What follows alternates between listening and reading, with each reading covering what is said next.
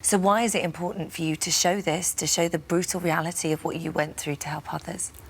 In my words, it's far and few between, obviously, video footage, and it's for me to make a stand for all these women out there, just to... It's hard to describe, really. It's just, you know, have the guts. Yeah. You know, get out there. Just get out. And the hardest thing to do is to get up in that witness box and face the perpetrator himself. And for a lot of women, that's the bit that they find incredibly scary. That they pull out of court. They actually don't follow through. So what would you say to those women? Because you did that yourself. You did it. You were brave enough. You got up there. It was horrendous, I'll admit. It was worse than going, you know, my independence.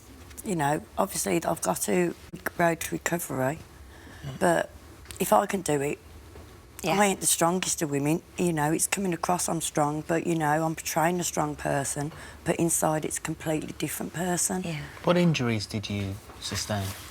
On this one, it was multiple fractures of my pelvis, fractures to the back of my skull, my eye socket, fractures to my back. I've got compressed, you know, I don't know what the future outcome is of my injuries, but I've lost my independence. You said to our team that you wished that he'd killed you.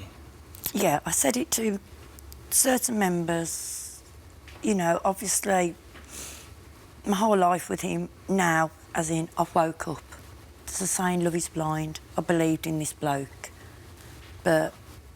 Why do you wish he'd killed you? In my way, it was, I wish he'd killed me, as in, he got life. You know, no one else is going to be at his hands, you know. Because your fear is... So you wish if he'd killed you, then he would have got a he would have got life sentence, and he can't get any other female ever again. So what you said earlier on this time, when we asked you about the horrible pictures that we just watched, this time, this is what he did to me. How many other times had there been? He's hospitalised me, excuse me, 3 times. And then, previous to that, I endured 6 months of solid mental, physical abuse, which, because I believed in him so much, I continued and continued and continued. When you first met him, he'd just come out from... he was serving time for ABH, wasn't he? From the first time I actually met him, which is obviously, you know, in the courts, you know, we found out, and obviously Clare's Law hadn't come in then. So, but this lady didn't follow through and go to court. Right. So you didn't know that that's why he was there in the first place, the fact that he'd done it to someone else? Apparently he was in performance remand.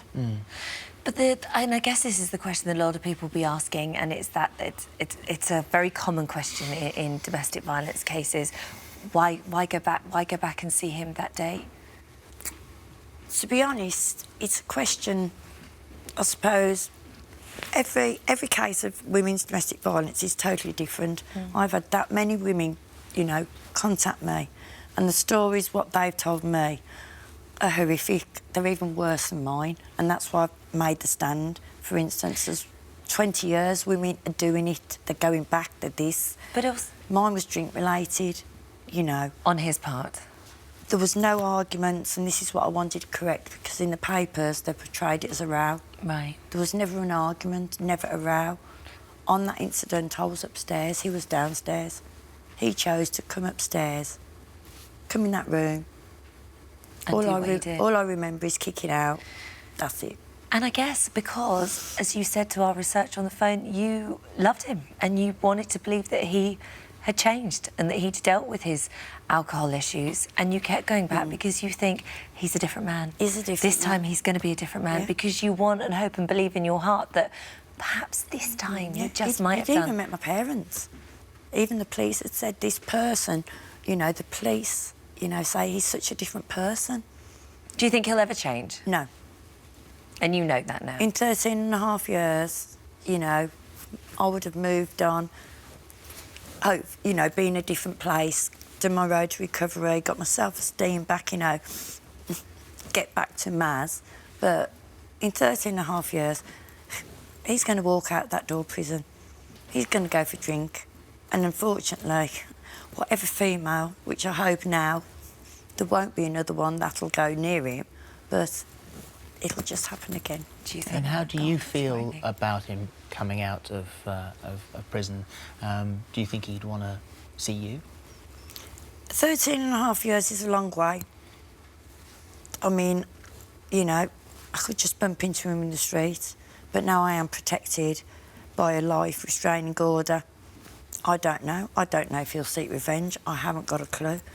To me, it is what it is, but 13 and a half years is a long way away. What about you trusting another partner, falling in love with somebody else?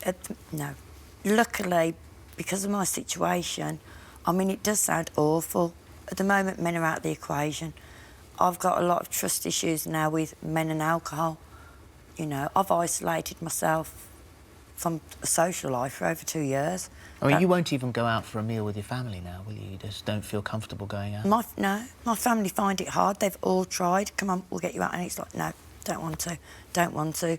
But now I know, you know, I've got to move on. I've got to do something.